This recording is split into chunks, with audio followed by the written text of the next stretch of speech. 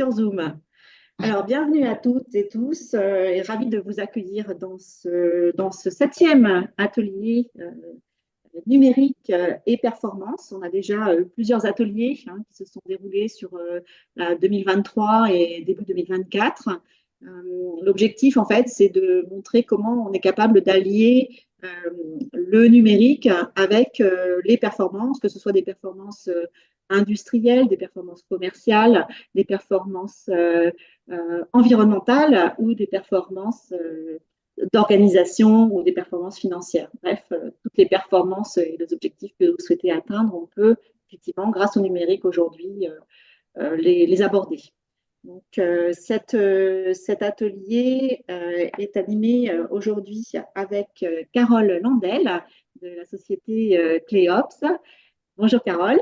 Enchantée et ravie d'être avec vous tous.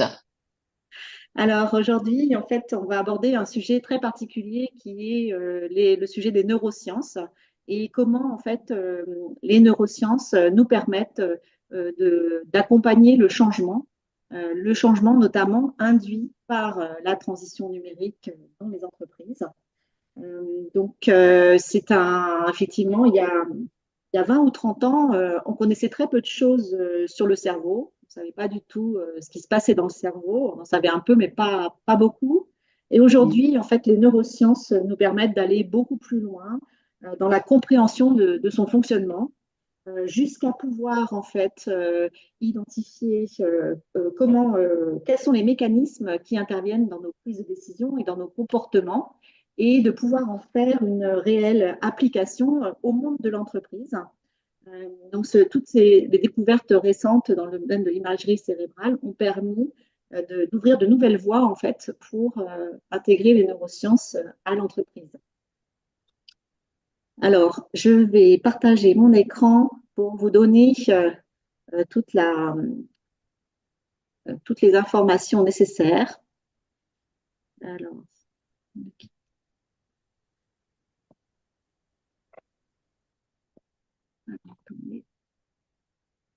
parce que j'étais en train de vous parler et puis j'ai.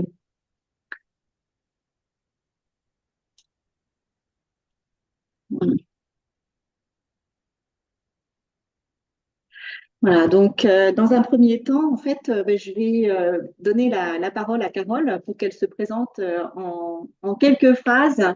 Et puis, je reprendrai la main pour vous expliquer, pour me présenter et pour expliquer la suite du programme. À toi, Carole. Alors, bien bonjour à tous.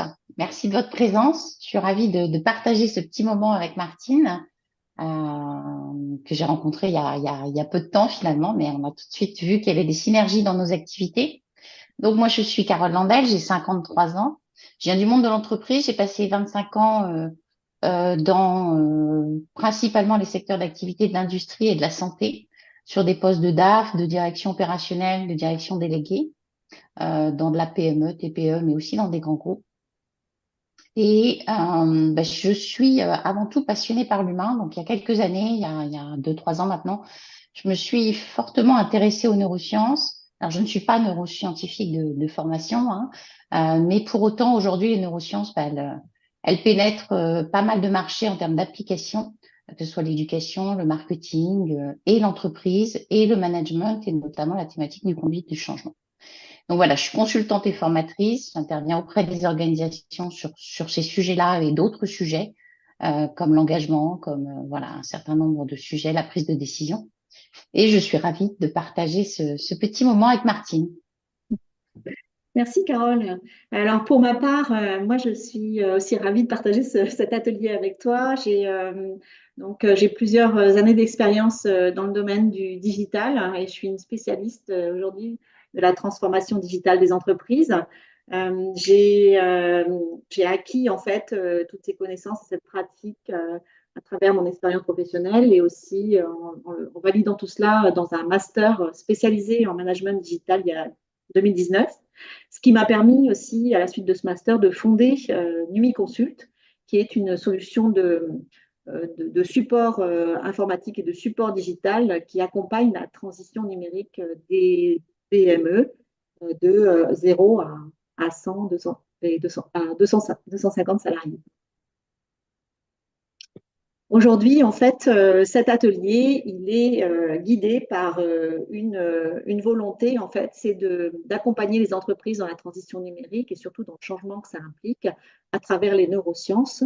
Et nous, en fait, avec Carole, on s'est dit qu'il fallait effectivement faire quelque chose pour cela. Et on a construit ensemble une formation. Donc aujourd'hui, l'atelier, en fait, c'est une introduction à ce qu'on pourra vous présenter et vous donner comme élément dans le cadre de cette formation.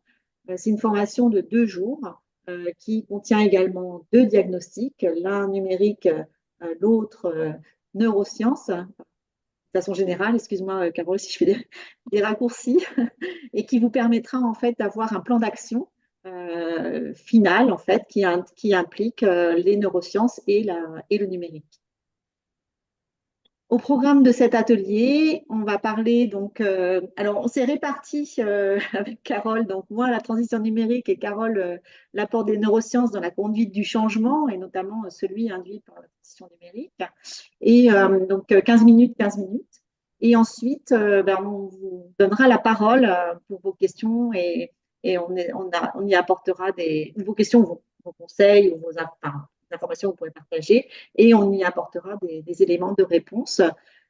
Donc, ça devrait nous amener dans les 2 heures moins le quart, 2 heures, de façon à pouvoir vous laisser retourner aux occupations préalables. Est-ce que ça vous va comme fonctionnement? Oui. Alors, pour ma part, donc moi, je vais vous parler de transition numérique aujourd'hui. Donc, alors on va dire que c'est un sujet bateau, hein, mais en fait, c'est un sujet qui est intéressant de regarder d'un point de vue aussi historique, même si l'histoire est quand même très courte. Donc, je vous parlerai de transition numérique et surtout, en fait, de où en sont les entreprises aujourd'hui d'un point de vue de la transition numérique et de la réalité dans leurs organisations. Ensuite, on verra pourquoi c'est important de réussir la transition numérique aujourd'hui et maintenant. Et ensuite, je passerai la parole à Carole pour qu'elle vous donne tout son éclairage en fait sur comment les neurosciences peuvent contribuer et accompagner le changement impliqué par la transition numérique. Alors, moi, j'ai grillé le spoil. Alors, en fait, donc, moi, ce que je voudrais savoir déjà autour de la table, est-ce qu'il y a des personnes qui ont une idée du moment où a démarré la transition numérique? Pas du tout. Pas du tout. Alors, Je pense que c'est beaucoup plus vieux que ce qu'on imagine. À la création de l'informatique, non? oui, voilà, avec l'arrivée de l'informatique, avec l'arrivée des ordinateurs. Même le Minitel? Comment? Même le Minitel?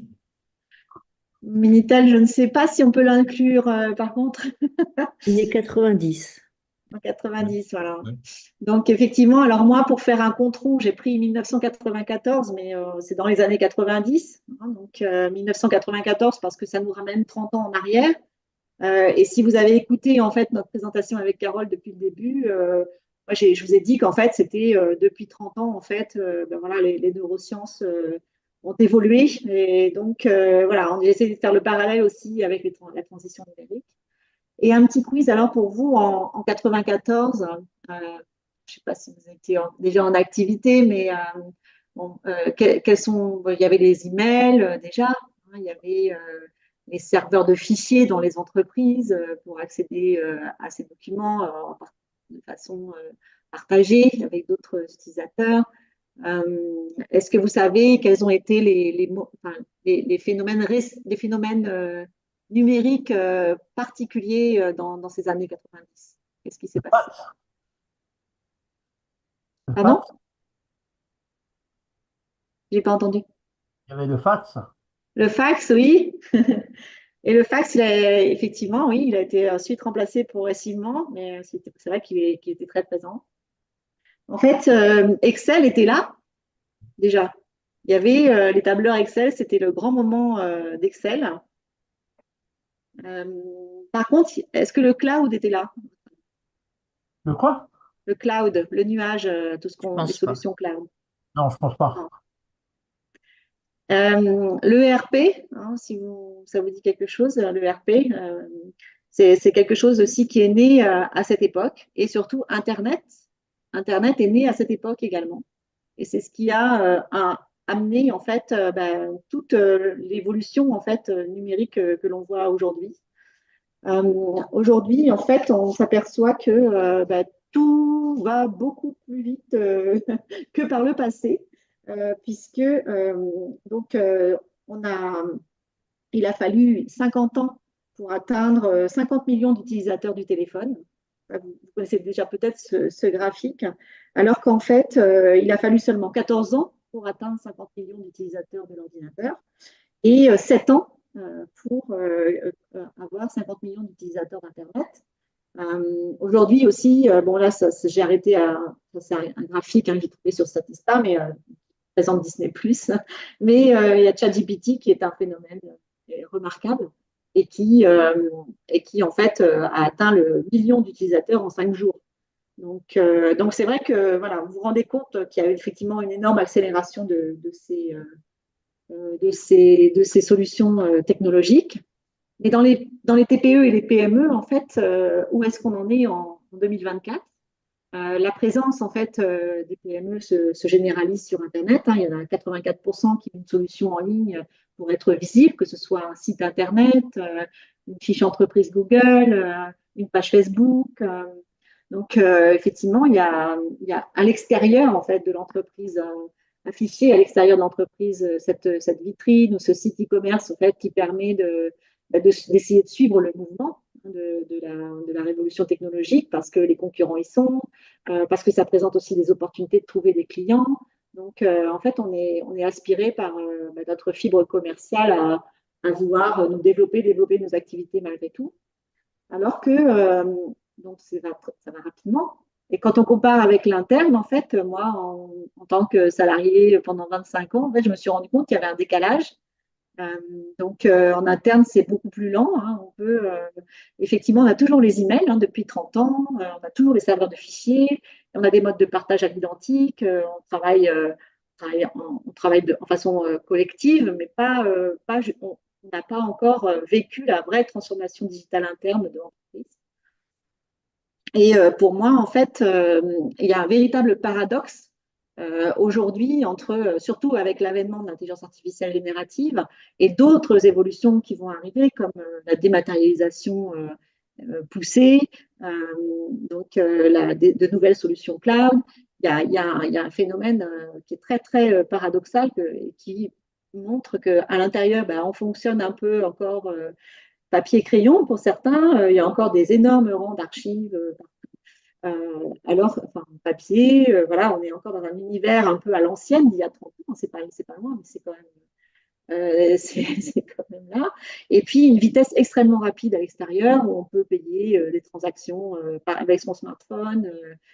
On va pouvoir utiliser ChatGPT pour tout et n'importe quoi. Enfin, bon, il y a vraiment un débordement extérieur qu'on ne vit pas forcément à l'intérieur de la même façon, avec la même vitesse.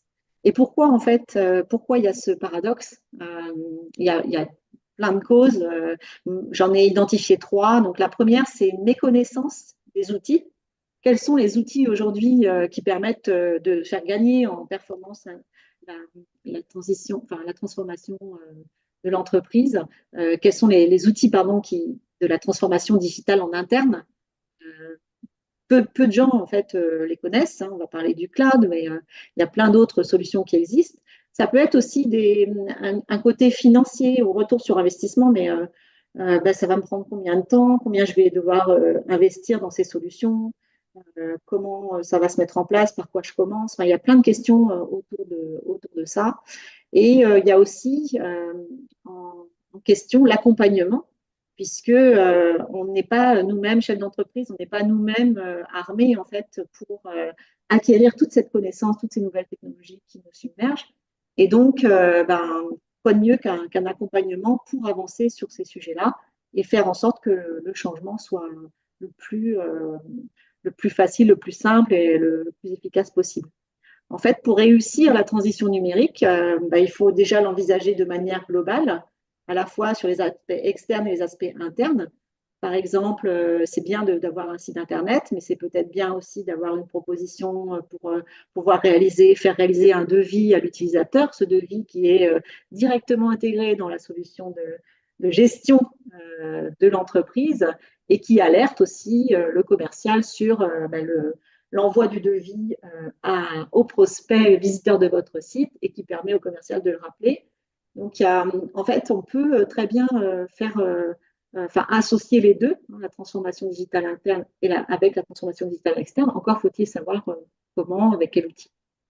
Et pour réussir la transition numérique, il y a un sujet qui est vraiment fondamental et que pas toutes les PME ont pris en compte, c'est la formation des collaborateurs, l'humain. Donc, en interne, en fait, c'est effectivement très important. On voit bien que quand on essaie d'implémenter des solutions type Slack, des solutions de partage, en fait, de discussion, type Slack ou encore Google Drive, enfin, je n'ai pas d'action dans ces entreprises, mais on se rend compte, en fait, qu'ils nous promettent la simplicité, la facilité, Ah oui, merde. l'intuition, et c'est… Oui. Quelqu'un a parlé? Le côté intuitif de ces solutions, ce qui fait que ça a l'air facile et que les collaborateurs vont s'en emparer simplement. Mais en fait, non, ce n'est pas aussi simple. Et parfois, on délaisse, on va dire, non, Slack, c'est un peu le doublon de l'email, qu'est-ce que je vais faire avec Slack? Voilà, donc, il y a vraiment un accompagnement qui est nécessaire à l'adoption de ces technologies au choix aussi, parmi toutes les solutions qui existent, laquelle choisir. Donc, Martine, l'humain est un vrai… parmi les freinages humains, moi, celui que je rencontre le plus auprès de mes clients, c'est j'hésite à mettre des données en ligne, j'hésite à numériser des données. En fait, ils se font confiance au papier, ils ont toujours peur, d'autant plus des cyberattaques à aujourd'hui, parce que c'est des petites structures qui sont peut-être moins bien protégées, etc. Et ce paramètre-là est difficile à mettre en place. Et là, quand on leur dit en plus que la facturation va devoir passer par le même genre de circuit, ils ont beaucoup de mal Oui. à lâcher leurs anciennes habitudes. Bien sûr. Oui, parce que en fait, on se rassure avec ce qui fonctionne, ce qui a toujours fonctionné. Sauf que aujourd'hui, en fait, ça suffit plus parce que le monde va beaucoup plus vite et apporte des nouvelles solutions que d'autres s'emparent. Et donc, il est important aujourd'hui de l'appréhender de la bonne façon avec un accompagnement, effectivement, et des formations des personnes et des collaborateurs pour avancer dans ce sens-là. C'est un peu ce qu'on dit souvent le sens de l'histoire, en fait. Alors, pourquoi il faut réussir la transition numérique dès maintenant? Alors, il y a plein de raisons, mais la première, en fait, c'est qu'on s'est aperçu dans des études qui ont été menées que les entreprises qui sont les plus matures, en fait, en termes de transformation digitale, sont aussi celles qui seraient les plus performantes. Hein, il y a 26% plus performantes. Que aussi elles sont elles sont mieux valorisées financièrement. Donc ça, c'est déjà deux bonnes raisons. Mais aussi, ce qu'il faut voir, c'est tous ces changements actuels, en fait, nous permettent de saisir des opportunités. Donc, c'est sûr que les clients ont changé, la concurrence est devenue féroce, mais en fait, effectivement, la concurrence utilise ces outils, ces solutions, mais voilà, c'est du coup, faisons-en une force pour rester compétitif. C'est aussi des nouvelles technologies qui sont apparues, donc allons-y, prenons-les en main pour gagner davantage en efficacité. Et enfin, l'esprit des entreprises a évolué parce qu'on a vu l'adoption du télétravail, du travail hybride pendant la Covid et puis qui essaye de se développer encore maintenant. Donc, c'est une occasion de plus de garder nos collaborateurs et de les fidéliser en favorisant ce travail hybride et donc aussi le bien-être au travail. Donc, pour moi, il faut réussir la transition numérique sans attendre, parce que c'est le sens de l'histoire. Les anciennes entreprises, en fait, c'est sûr, elles sont bousculées par des concurrents. J'ai plein d'histoires, en fait, de disruption de modèles économiques. C'est sûr que ces entreprises, elles perdent énormément de terrain et elles perdent aussi des moyens d'investir parce qu'elles elles essayent de dépenser de l'argent pour essayer de rattraper le mouvement, mais des fois, il n'y a plus de trésorerie et c'est trop tard. Donc, il faut le faire maintenant. Et pour ça, en fait, et notamment par rapport à l'humain, je pense que l'apport de Carole et de son expérience, son expertise dans les neurosciences, ça peut effectivement nous aider à accompagner ce changement et à le vivre comme un vrai levier de résistance et de performance, de développement. Donc, je vais laisser la parole à Carole pour qu'elle nous parle de ce sujet et comment les neurosciences peuvent accompagner le changement.